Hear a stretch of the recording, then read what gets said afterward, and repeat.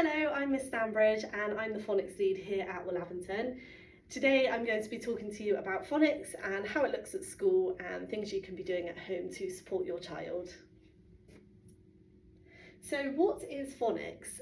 Ultimately, phonics is a way of teaching children to read and write through various skills, and it's all about learning the relationship between graphemes and phonemes, which I'll go a little bit more into in a moment.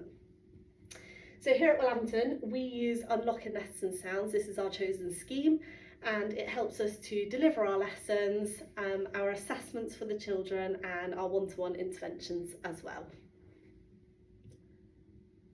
So graphemes and phonemes. A grapheme is the written letter or groups of letters that perhaps you might see in a book or on a whiteboard, but it's the written version of letters. A phoneme is the sound in which the grapheme makes, so it's the spoken version. So the grapheme is the written version and the phoneme is the spoken sound. So in year one, in June, the children are required to take something called the phonics screening check.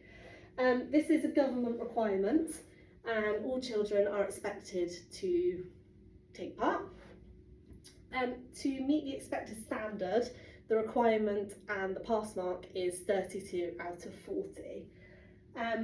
If for whatever reason your child doesn't pass the phonics screening, there is an opportunity to retake it during year 2. So this screening normally would take place with myself, and I will sit one-to-one with the child and we'll go through the screening. They will read the words to me and hopefully do a fantastic job, which I'm sure they will. So this is kind of how it looks. It's full of something called pseudo words and real words.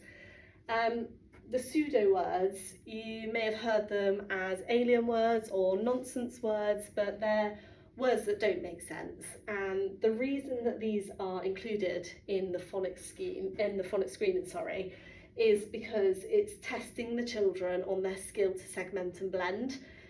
So some children will just read through sight. So for instance, these real words, they will just be able to look at them and know what they say. But by having alien words and words that don't make sense, it's an opportunity for us to see whether they can use their decoding skills to segment all of the sounds and blend them together. So in year 1, the children have daily lessons, so 5 lessons a week. 4 of those will have a new sound, and then on a Friday that lesson is a revision lesson, so a revision of all the sounds they've learnt that week. They start with phase 4, revising phase 4. They will have learnt that in reception, but it's a revise, getting their brains back awake after the summer holidays. Then they move on to phase 5A, 5B and 5C.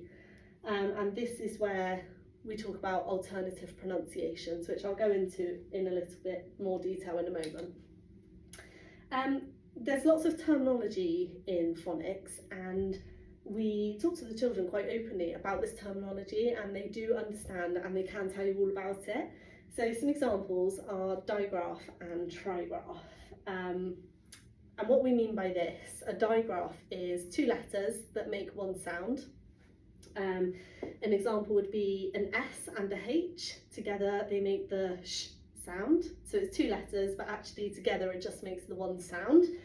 And a trigraph is the same thing, but it's 3 letters that make one sound. So another example would be IGH, makes the I sound, like in the word night. It's 3 letters, but it only makes one sound.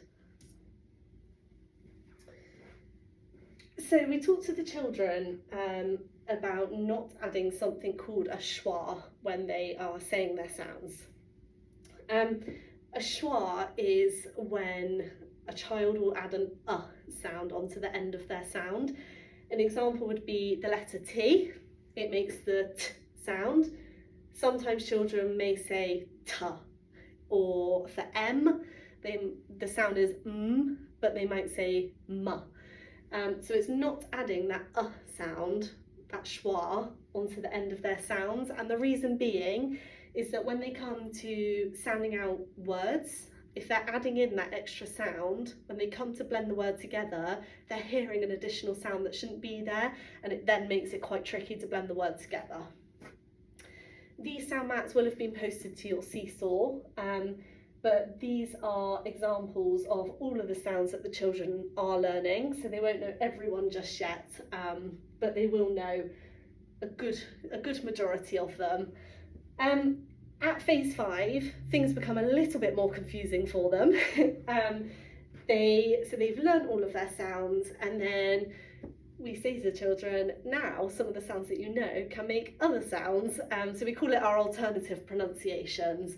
Our language has so many of them, so this is something that the children really focus on during phase 5. So one of the techniques that we use at school to help the children and support them is segmenting. Segmenting is all about breaking a word down into its individual sounds. So we can use something called sound buttons. This is where you add a dot to each sound in the word. If, for example, we've got a digraph or a trigraph, we use a line to represent that it's one sound. This is something you could do at home if you're reading with your child and they've come across a word that they're perhaps a little bit unsure about. You can write that word on a separate piece of paper, and you can encourage your child to add the sound buttons on with a pen, and it just helps them to see which sounds are in that word so that they can segment it and blend it together. Another technique you can use at home, particularly if your child is perhaps struggling with blending, is you can use sound talk. So it might feel a bit strange doing it for the first few times, but an example would be go and get your oat and then see if they can just blend it orally. So no written form, just hearing it and blending it. Go and brush your teeth and just see if they can hear that word, a skill that will massively help them during their blending and reading. We also stretch it out. This is more so used for spelling. So say the word is chip, it's a visual way of doing it. We say ch-ip, chip, or jam. That visual can really help some children a bit further. So our blending is all about pushing those phonemes together to say the word. Again, stretch it out. If the word is fish, ish, fish, and modelling with your hands that you're blending that word together. For spelling, every day we use something called phoneme fingers. Again, this is something you can use at home. And when we're spelling, we're talking to the children about the grapheme-phoneme correspondence. So if I'm spelling the word cat, I know the word cat has got 3 phonemes in it, but what does the grapheme look like? What do I need to write on my page? So it helps with segmenting for spelling. So if I'm doing cat, I'll say to the children, okay, on your phoneme fingers, please can you show me cat? How many sounds are in this word? And the children will go k-at, cat. And then you can talk to them about all those different sounds in the word. What's the first sound? What's the second sound? What's the last sound? And it helps them to see that in order to write this word, I need to have 3 sounds on my page. So our glorious English language likes to confuse our children. All those skills that we're teaching in phonics, all of the sounding out, all of the blending, all of the sound recognition, we then throw in some words that actually all of those rules don't apply. So common exception words are words that cannot be sounded out, and you just have to know them, you just have to read them by sight, and we call them common exception words. You might have also heard them being called tricky words or nonsense words, but we call them common exception words. Again, we've got common exception word mats. These are on your Seesaw pages, and it's helpful for you as parents to know which are the common exception words, so that when a child does come to one in their reading book, if they're trying to sound it out, you can say to them, oh, remember this is one of those words that we just have to know. So unlocking lesson sounds very much follows a keep up, not catch up approach. We want children to keep up the best they can, and in order to keep that keeping up. We use individual phonic assessments for each individual child, and it tracks their progress, but also if anything crops up that perhaps they're missing a sound or they're struggling with their blending, it really helps us to tailor one-to-one interventions for them. We've also this year introduced a daily catch-up group, keep-up group, sorry. And this is based on teacher judgment, teacher assessment. So the teacher will teach the lesson in the morning, and they will use their assessment to pick out those children that perhaps might need a little bit extra support. And then later on that day, the teacher will deliver a small group work activity based on that sound that's been taught in the morning, and it's just another opportunity for children to keep up with the programme, and sometimes they just need that little bit extra, and then they've mastered it. So the reading books that children come home to, they are precisely matched to children's individual phonic assessment, so this will look different for every child. Children will move through the book bands throughout their phonics journey, and with the books that we send home, we really try to match them as closely to their phonics assessment as we can. The reason for this is if we're sending a child home with a book that is super challenging, super tricky, there's loads of sounds that they don't know, it's really disheartening for the child. And actually it's going to put them off reading. They're not going to want to read that book because it's too difficult. So we really aim to send a book home that's closely matched to their assessment, and then it can be such a celebration of reading. They can come home, they can show off to you that they know these sounds, they can blend them together, and it really encourages that pleasure for reading. They do have an opportunity to read more challenging books, and they do this through guided reading lessons and whole class reading. So this is where they will sit with the class teacher and they will have that opportunity to read books that perhaps are a little bit more challenging.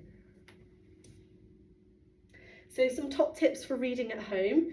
A minimum of 5 reads per week is really beneficial for the children. Choose a time that works for you. For some adults that's in the morning, for some it's in the evening, after school. Choose a time that works for you so that you can feel relaxed. Children really pick up on how we're feeling, and actually if we're trying to cram it in at a time that's not suitable, they'll pick up on that and they perhaps won't want to read their book then. Be positive, celebrate the successes. Again, that whole thing about pleasure for reading, if we can get it right from the start of their school journey, they'll thrive through the rest of their school life. And we just want them to, it's such a big thing learning to read, and actually to celebrate that with them is key. Encourage children to point to the graphemes, so using their finger on the page to point to the different graphemes, particularly when they're sounding out. Encourage them to segment the phonemes and blend them together, so use those skills of sounding out, blending together. Be patient, allow time for the children to work it out. It's really easy to just be like, oh no, it says this. But actually it's really important that we allow them time to figure this out for themselves. And remind them to read common exception words by sight, those tricky ones that you can't sound out, you just have to know. So just when they come across them, reminding them, oh, this is a common exception word. So this PowerPoint is now on your class Seesaw page. If you've got any questions at all, please do send them across to your class teachers, and they can forward them on to me, or I can give you a ring or anything like that. And thank you for your time, and thank you for listening to this video.